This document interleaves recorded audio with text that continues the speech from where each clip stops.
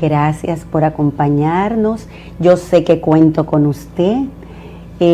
Andrés Fortunato es una biblioteca ambulante, porque hoy está aquí, mañana en Santiago, pasado en otro pueblo, y donde quiera que haya un combatiente de la revolución, usted debe estar presente. Coméntemelo todo. Bienvenido a su programa. Bueno, gracias, Marisa. Compartir contigo un placer. Una persona completamente versada en estos asuntos que le conviene al país y a nosotros también conversar contigo. Estamos a tus órdenes para lo que podamos hacer esta tarde. Bueno, creo que nosotros podemos hablar un poco de cómo era la historia política en estos tiempos, pero de 1863, por ejemplo. Bueno, mira, obligatoriamente los pueblos tienen que recordar su historia, tienen que hacer estudios comparativos, tienen que saber para qué les sirve el recuerdo de los elementos históricos. Por ejemplo, cuando uno habla de 1863, que es donde comienza la guerra restauradora, y cuando termina la guerra restauradora, se sientan las bases para el tipo de comportamiento político que tenemos hoy. Fíjate, es una situación que el pueblo dominicano debe conocer, porque uno habla de la restauración, sí, y uno habla de Gregorio Luperón y los héroes de la restauración, pero el pueblo no conoce, en la gran mayoría de sus gentes, que termina la guerra restauradora en el 1865. Y ya duramos 2 años en este proceso de combate con los españoles que habían llegado aquí el 18 de marzo de 1861, cuando en el gobierno de Santana se hizo la anexión a España. Mira, de 1865, cuando termina la guerra restauradora, al 1879, tuvimos más de 50 levantamientos, más de 20 gobiernos. Ningún gobierno en esos 14 años duró el periodo para el cual fue electo. A todos lo derrocaban. Nada más hay que mencionar que cuando Antonio Pimentel, que era el presidente de los restauradores, al momento de ganarle a los españoles en el 1865, viene a tomar posesión aquí a la capital, 2 generales y su grupo le impidieron llegar a la capital, que fue el general José María Cabral y el general Manzueta. Le impidieron, tuvo que devolverse, y quien asume el poder es Cabral. Pero Cabral inmediatamente es combatido por Guillermo, otro general del sur, que lo derroca y traen a Báez, que había sido contrario a la restauración, que había sido mariscal de campo de parte de los españoles. Ese fue entonces el presidente que tuvimos nosotros. Pero inmediatamente surge Báez. Báez es derrocado por Gregorio Luperón y Antonio Pimentel y otro general apellido García. Eso en 2 años. Pero los que pasaron como presidente, en esos 2 años que usted dice que pasaron más de 20 presidentes. En los 14 años. En los 14 años. ¿Cuáles fueron los que más se destacaron y cuáles hicieron verdaderas cosas en beneficio de nosotros? Te puedo decir que hasta 1879 solamente podemos hablar de un buen gobierno, que es el de Ulises Cepallán, pero ya eso era en la postrimería de esos 14 años.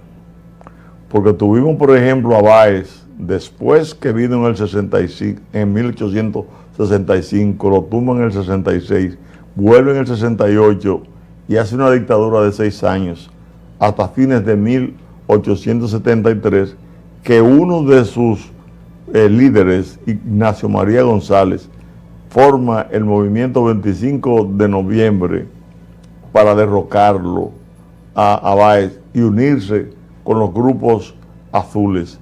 Esa era la época de los bolos y los coludos. No, porque los bolos y los coludos surgen cuando... ¿Subieron después de ahí? Sí, cuando era presidente Juan Isidro Jiménez, que era el líder de los coludos, y después Horacio Vázquez, que era el de los bolos. Ellos tuvieron una lucha después de ser aliados, Juan Isidro Jiménez y Horacio Vázquez. Pero ellos surgen después de la muerte, del asesinato de Lili, el 26 de julio de 1899. Okay. Cuando hablamos de la dictadura de Báez de 6 años, de 1868 a 1873, tenemos que entender que pasaron unos 5 gobiernos más y es el gobierno de Luperón, que surge el 6 de octubre de 1879, que en 11 meses hace el mejor gobierno de esos tiempos, por cuanto saneó un tanto la economía, pudo lograr que la Junta de Crédito, los que le prestaban al gobierno al 28% mensual, le prestaran a un 10%. Al 28% al 28%. mensual. Es decir, que aquí todo el mundo ha querido abusar del Estado. Perdón, ¿a qué interés nos prestan en la actualidad? Bueno, varían los intereses, pero depende. Depende si es el Banco Mundial, el Fondo Internacional. Algunos llegan hasta un 6% en ocasiones. Ok, pero ahí es que quiero. A un 6 y en aquella época a un 28. Sí, porque había una junta de crédito, era un grupo de comerciantes que le prestaban a los gobiernos. Porque los gobiernos que tuvimos después de la independencia fueron gobiernos que comenzaron con una pobreza muy grande. Por ejemplo, cuando se produce la independencia, los haitianos dejaron en las arcas públicas aquí 6.068 pesos fuertes con 64 centavos solamente. 6.000. 6.000. Ese era nuestro fondo, esa era nuestra riqueza. En ese momento. Ese era nuestro banco central. O sea, ese era el dinero que teníamos. Ajá. Y 5.099,73 centavos de monedas nacionales con muy poco valor. Ya al año teníamos una deuda de más de 95,000 pesos. Y eso era una millonada, porque si el fondo nuestro era de 6.000, deber 95, imagínate. No, y entonces no solamente eso, las emisiones inorgánicas. O sea, que en aquella época habían emisiones inorgánicas. Pero claro que sí, claro que sí. Y no que di que la papeleta de Balaguer eran... Ah, no, hablaban de las de Lili. La papeleta de Lili, que fue el último recurso de Lili, después de haber hecho el préstamo a la Westendorf, de 770,000 libras esterlinas, después de haber hecho otro de 900,000 libras esterlinas, después de haber quebrado a la Westendorf. Bueno. No, porque entonces, porque no es ahora que los bancos quiebran. Eso viene de allá. Es que eso que ocurrió aquí con el grupo de Baninter y eso. No, Peravia es reciente, el más reciente. En el gobierno de Hipólito, esas cosas se vienen dando desde fines del siglo XIX. Inclusive aquí había un banco, que el Banco de Santo Domingo, que dirigía el general Generoso Marchena, que participó contrario a Lili, y Lili le cerró el banco. En aquella época. En aquella época le cerró el banco y le abrió las bóvedas, Lili. Y después Lili lo agarró preso y duró un año con él dando vueltas en un barco. O sea que Universal y Leonel Almonte versus Salvador Jorge Blanco es niño eteta. Eso se reprodujo, eso fue una reproducción de aquellos métodos de trato del Estado. Y luego Hipólito Mejía, Báez Figueroa, es otra reproducción.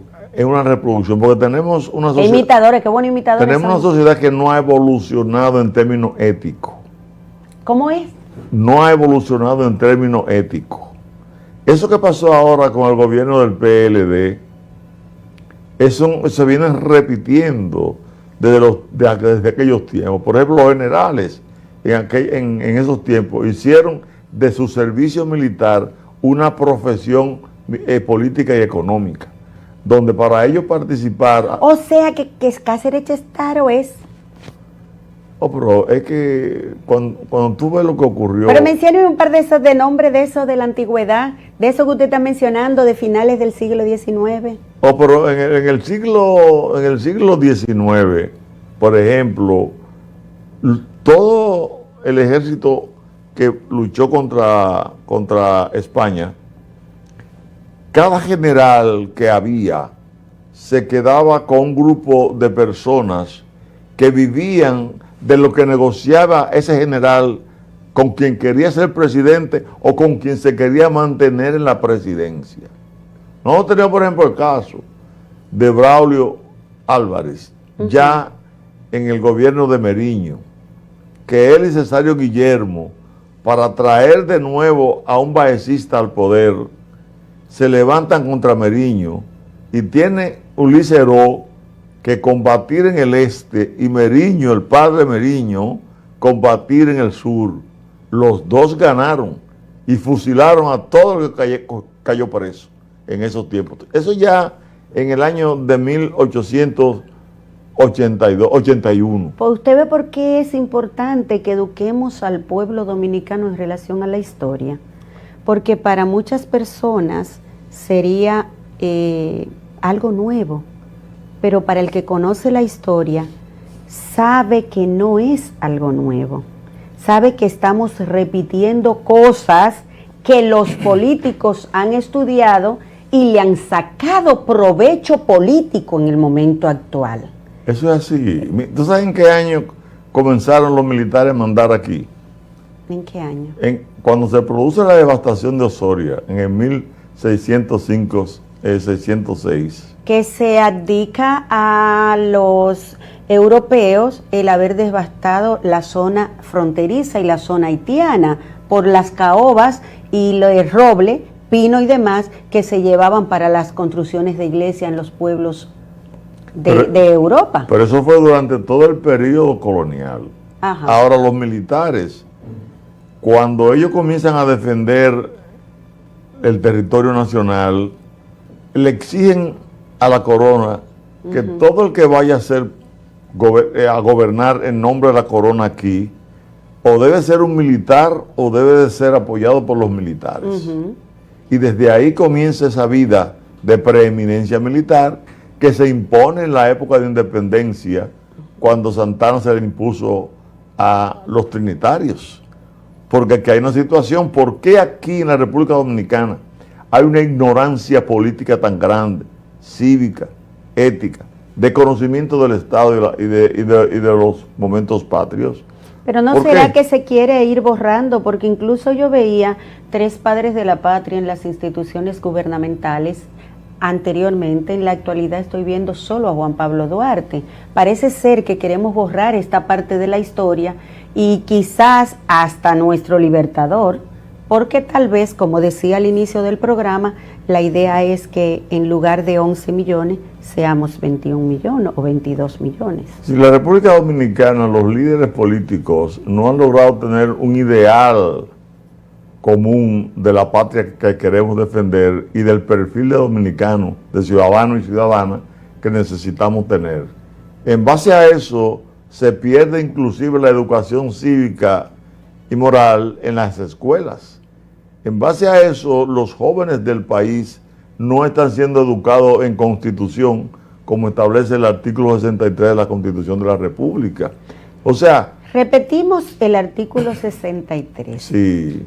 Repítanos el artículo 63, textualmente lo que dice ese artículo. En su numeral 13, dice que todas las escuelas públicas y privadas deben de educar a los ciudadanos y ciudadanas en Constitución para tener el ciudadano con el nivel de civismo necesario para mantener una vida patria conforme a los tiempos que estamos viviendo. Pero don Andrés, con la historia que conocemos, que es quizás la historia de nuestros estudios, primarios, secundarios, luego universitarios, vimos en las escuelas que había una famosa materia que se llamaba moral y cívica, que poco a poco la fueron cambiando por artística o por religión y que finalmente la quitaron. y que de eso no se ha hablado, porque aparentemente a las escuelas o a los que dirigen los ministerios educativos en nuestro país no les interesa que volvamos a retomar la línea cívica, digamos, máxime cuando en la actualidad se habla de cobrar incluso una boronita para darle sus prestaciones laborales a los que están desvinculando del ministerio. Volvemos al tema, señores. Eso fue un comercial. Y que hay una situación, nosotros nacimos cojos, ¿cómo se llama? Pues no vamos a caer. Mira, tú sabes que el ideal de los trinitarios desaparece a los 5 meses del gobierno de la independencia. Ya los trinitarios están en el exilio. En 1844. Sí, en el exilio. O sea que a los 45, duró un mes. En 5 meses, ya en agosto de 1844, los trinitarios No, porque la luna de miel duró un mes. Los otros 4 meses fue discutiendo qué era lo que iban a hacer. No duró un mes. No duró ni un mes. No, mi vida. Porque es que Duarte viene el 15 de marzo y el 18 va a Sabanagüey a encontrarse con Santana. Ajá. Y tienen una contradicción por lo que quería Santana en el ataque a Charles Gerald y su tropa y Duarte.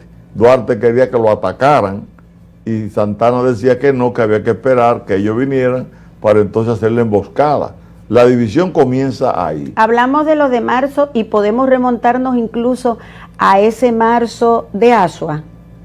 Sí, porque fue el marzo de Asua. Ese mismo marzo 19... donde todos los que venían fueron aguantados ahí, por eso es que le dicen a los asuanos tira piedra. Sí, el 19 de marzo es la batalla, la primera batalla contra los haitianos que se le hace contra el general Charles Gerald. Luego de esa batalla, Duarte y Santana se juntan en Sabanagüey y comienza la contradicción entre los sectores mayores y los jóvenes, que eran los liberales trinitarios. La similitud de aquella época con la época actual y las cosas que podemos recordar, que quizás las muy pocas que se hayan conservado en el procedimiento de los gobiernos que han venido después de la independencia de la República. Mira, a excepción de Ulises Francisco de Payat, a excepción de Gregorio Luperón en sus 11 meses y de los 7 meses de Juan Bosch, todos los gobiernos que han venido aquí son caudillistas, personalistas y están amparados en la ignorancia del pueblo. ¿Qué quiere decir esto? Bolívar lo resumió muy sencillo. Decía que un pueblo ignorante se convierte, sin querer, en un instrumento ciego de su propia destrucción.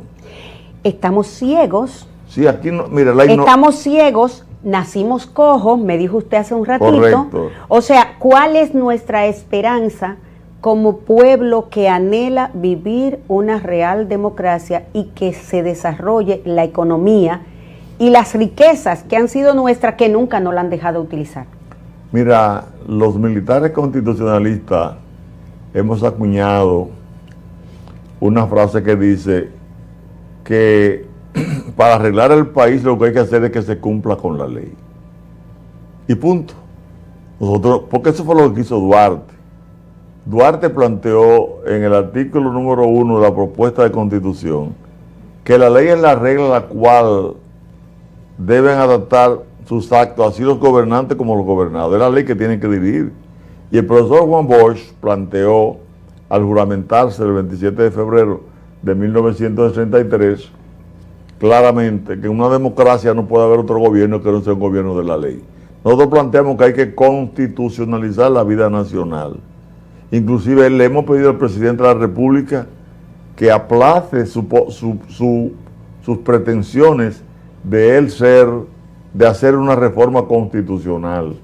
Esa reforma constitucional que el presidente de la República ha planteado, le hemos dicho que la aplace y que se haga una revolución cívica, que realmente todas las instituciones del Estado... ¿Un referéndum podría ser? No. No. Educación.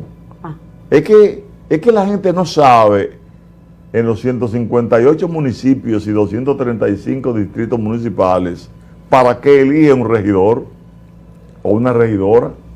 El pueblo no sabe realmente para qué existe un senador o una senadora o un diputado.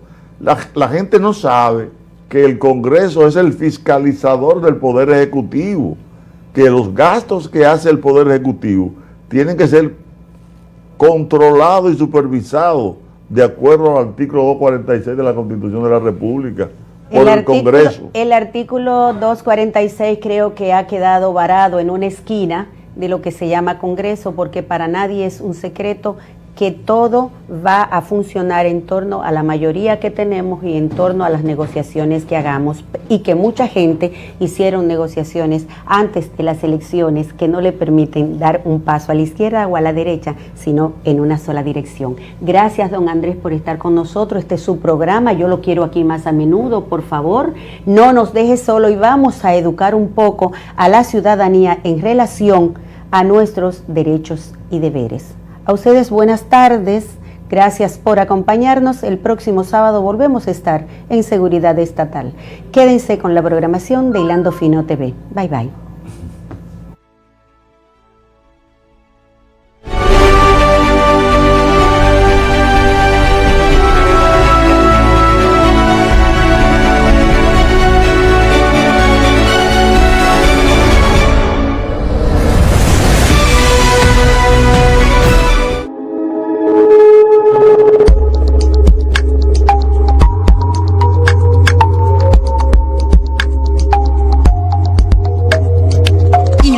Fino TV, televisión a otro nivel.